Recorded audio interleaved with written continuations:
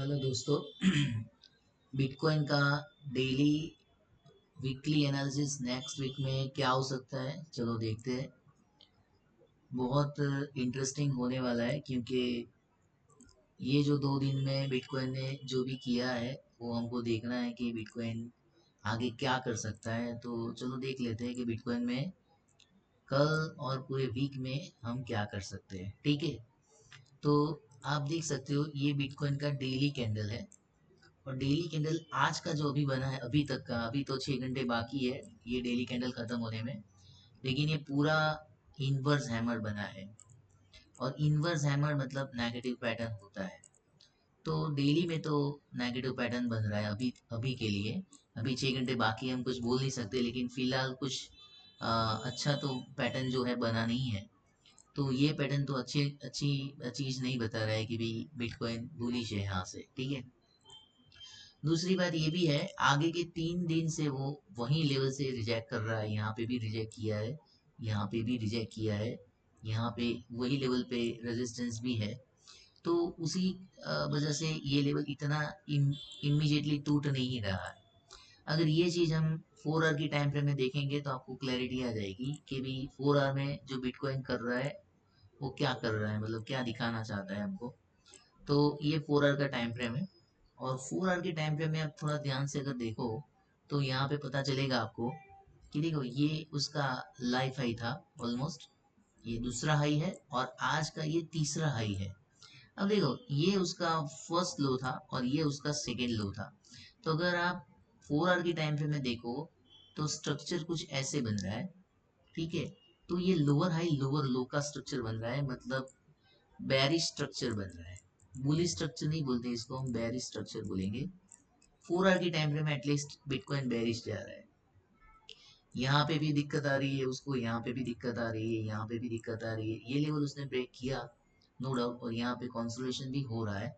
1,06,500 के ऊपर उसने होल्ड किया क्योंकि यहाँ पे पहले बार उसने रेजिस्टेंस लिया था। लेकिन 4 आवर की एक कैंडल यहाँ पे क्लोज हुई और उसके बाद लगातार मार्केट उसी लेवल के ऊपर ही चल रहा है।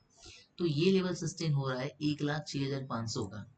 लेकिन उसके ऊपर का ये जो लेवल है 1,08,500, जहाँ पे आज आज भी सुबह में जब गया दोपहर के टाइम में, तब वहां से उसने वापस रिवर्सल किया 5:30 के बाद, शाम के 5:30 के बाद वहां से नीचे आ रहा है कंटिन्यूसली। तो जो लेवल निकल के आ रहा है 1,08,500 का आ रहा है। तो आपको करना क्या है, अगर 1,08,500 के ऊपर अगर डेली कैंडल या अगर एक 4 घंटे की भी कैंडल क्लोज हो जा रही है तो आप बाय के लिए जा सकते हो। तभी बाय सेटअप फॉलो होगा। और फिर तो नेक्स्ट टारगेट हो जाएगा 1,10,000 और फिर उसके बाद हो जाएगा लाइफ हाई 1,12,000। ठीक है, लेकिन ये कंडीशन तब है कि जब 4 घंटे की कैंडल या एक दिन की कैंडल 1,08,500 के ऊपर क्लोज कर ले, उसी केस में हम बाइंग के लिए जाएंगे। अगर हम सेलिंग की बात करें तो सेलिंग के लिए बहुत सिंपल है। ये जो लेवल आ रहा है 1,06,000 के आसपास का, अगर मतलब ये यहाँ पे जो स्विंग हमको पहले रेजिस्टेंस के हिसाब से काम कर रहा था, जहाँ से मार्केट काफी नीचे आया था, वहीं पे उसने क्लोज करके इसी जगह पे उसने कॉन्सोलेशन किया है। तो मतलब इसका मतलब तो ये हुआ कि अगर ये लेवल ब्रेक हो रहा है 1,06,000 का लेवल अगर ब्रेक हो रहा है, अगर 4 घंटे की कैंडल इसके नीचे क्लोज कर रही है, तो फिर सीधा टारगेट हमारा हो जाएगा ये वाला 1,04,000 के आसपास का। ये जो जोन है यहाँ पे जहाँ पे मार्केट ने काफी कंसोलिडेशन किया था, आप देखो यहाँ पे मार्केट काफी रुका था फिर ब्रेक हुआ था और फिर उसको वापस उसने ओवरटेक कर लिया है। लेकिन अगर ये वाला लेवल तोड़ रहा है 1,06,000 का, तो फिर 1,04,000 हमको दिख सकता है।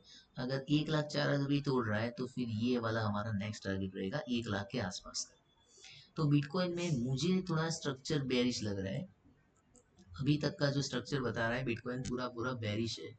बुलिशनेस किधर भी मुझे नहीं दिखाई दे रही है। तो 4 आवर की टाइम फ्रेम में तो हमको बेरिश स्ट्रक्चर दिख रहा है।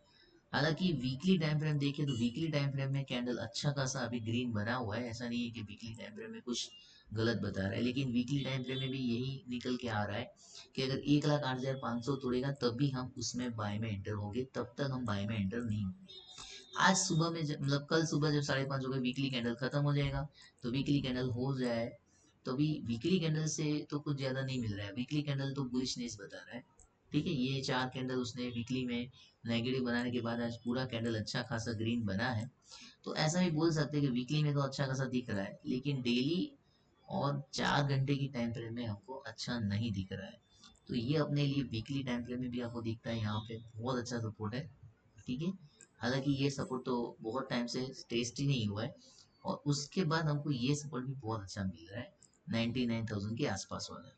ठीक है, नहीं नहीं, ये 94 के आसपास का है, लेकिन अगर देखें पिछली वीक की कैंडल देखें तो उसका भी लो हमारे लिए बहुत इंपॉर्टेंट है, 1 लाख के आसपास वाला। ठीक है, तो मार्केट में अगर बैरिशनेस आनी है तो ये लेवल ब्रेक करना होगा, अगर बुलिशनेस आनी है तो ये लेवल ब्रेक करना होगा पहले, आज इस वीक का हाई भी ब्रेक करना होगा। तो ऊपर ना थोड़ा स्पेस कम दिख रहा है, वैसे देखा जाए तो बार बार रेजिस्टेंस ले रहा है 4 आवर की टाइम फ्रेम में।